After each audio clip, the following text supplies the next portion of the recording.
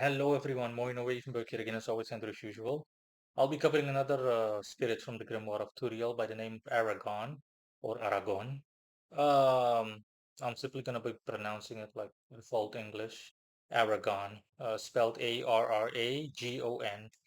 Now, he is mentioned in the grimoire of Turiel under the section Spirits of Venus as the last one out of the three. And in Gustav Davidson's A Dictionary of Angels, he is mentioned simply as an angel of Tuesday. So yeah, let's dive right in. Aragon, the association with Tuesday is correct, so to speak, despite the fact that he is Venusian. So yes, Aragon is Venusian, but there are no correspondences specifically.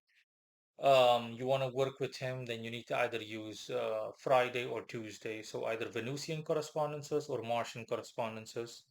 And I'll explain in a second. Now, it's hypothetically speaking ironic, honestly, that a Venusian angel or a spirit is associated with the day of Tuesday, so the day that Mars has rulership over. That's because of his the hypothetical duality pertaining to his character. Again, let me explain. He inhabits the first heaven, and he also has direct access, in a manner of speaking, so converted and comprehensible to human terms, to the second, and he can do anything. Honestly, that's why there are no correspondences really. He's another one of the entities mentioned in the Grimoire of Turiel and whatnot that is more of an all-rounder, a master of all trades, or a jack of all trades, or a king of all trades, whatever, a prince of all trades. But the things he excels in, by my standards, let alone anyone else's, are destruction and love, but more love uh, applied in an impulsive, heavy-handed, forceful, so coercive manner, all the while still being constructive in nature. So don't think, hey, forcing someone to fall in love with you or anything like that. Think simply, attracting love in a blunt and direct and again coercive manner without it actually being wrong in the sense of it being evil or sinful in nature. I hope it's clear.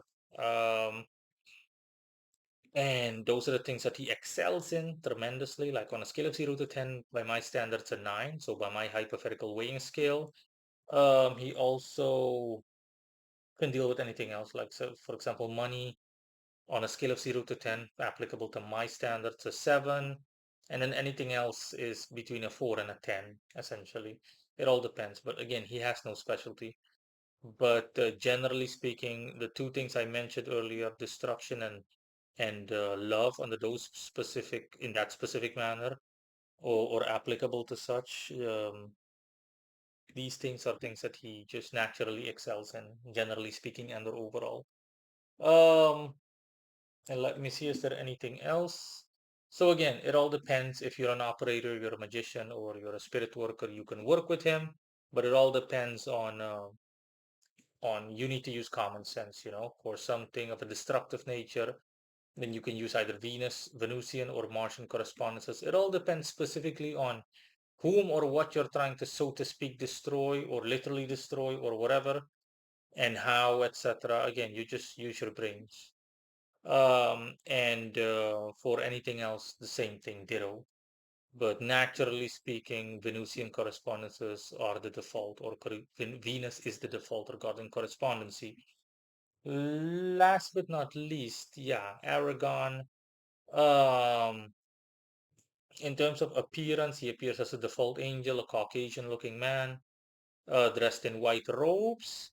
Something quite interesting that in my entire career as a magician, out of all the hundreds or thousands of spirits I've summoned and or interacted with and or worked with, it's the first time that I've seen an angel that had torn wings.